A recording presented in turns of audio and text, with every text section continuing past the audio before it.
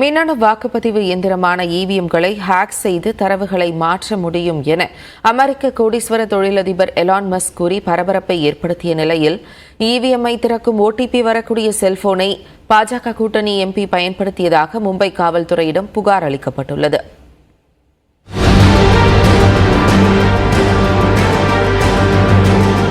நாடாளுமன்ற தேர்தல் நடைபெற்றுக் கொண்டிருக்கும் போதே இவிஎம்கள் மீதான நம்பகத்தன்மை குறித்து இந்தியா கூட்டணி கட்சிகள் தொடர்ந்து கேள்வி எழுப்பி வந்தன. வாக்கு எண்ணிக்கையில் இந்தியா கூட்டணி கட்சிகள் அதிக இடங்கள் வென்ற நிலையில் பிரதமர் மோடி எதிர்க்கட்சிகளின் வாய்களுக்கு வாக்குப்பதிவு இயந்திரங்கள் பூட்டு போட்டுவிட்டதாக கூறினார். இந்நிலையில் நாட்டிலேயே மிக குறைந்த வாக்கு எண்ணிக்கையில் ஒரு மக்களவை உறுப்பினர் வெற்றி பெற்ற மும்பை வடமேற்கு தொகுதியில் புதுவித புகாரை சிவசேனா உத்தவ் தாக்கரே கட்சி கிளப்பியுள்ளது.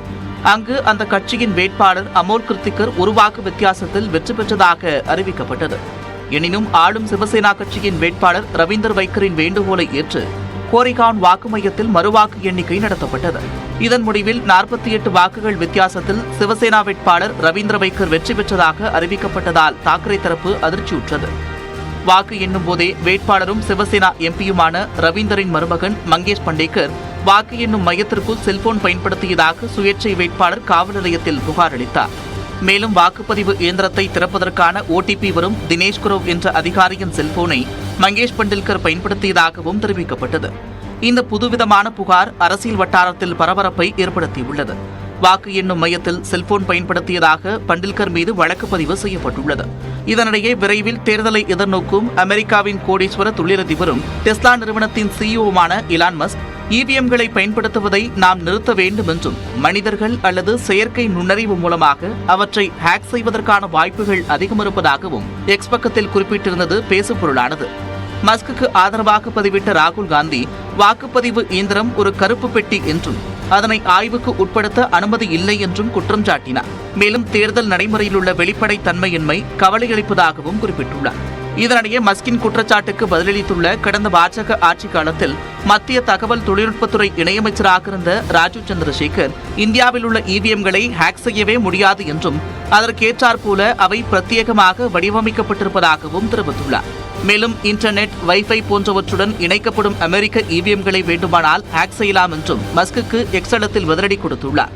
ஆனால் அந்த போஸ்டிலேயே பதிலளித்துள்ள மஸ்க் ஹேக் செய்ய முடியும் என்று மீண்டும் கூறியுள்ளார். அதை ராஜீவ் சந்திரசேகர் மீண்டும் ஏற்க மறுத்துள்ளார்.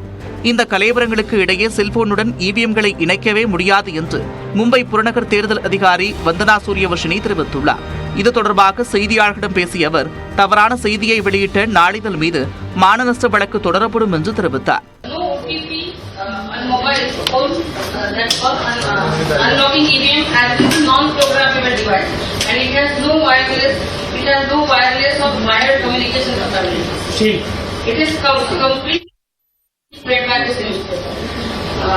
त्याच्यामध्ये आहे की ऍडव्हान्स टेक्निकल फीचर्स आहेत, त्याच्यात डिजिटल सिस्टीम आहे, there is no communication device.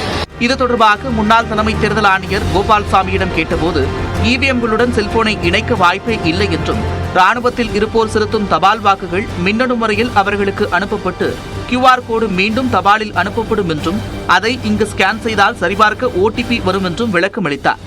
EVM தொடர்பாக பல்வேறு தரப்பினர் அடுக்கடுக்கான குற்றச்சாட்டுகளை கூறி வரும் நிலையில் அவற்றை ஆய்வுக்கு உட்படுத்த தேர்தல் ஆணையம் அனுமதிக்க வேண்டும் என்பதே எதிர்ப்பாளர்களின் எதிர்பார்ப்பாக உள்ளது.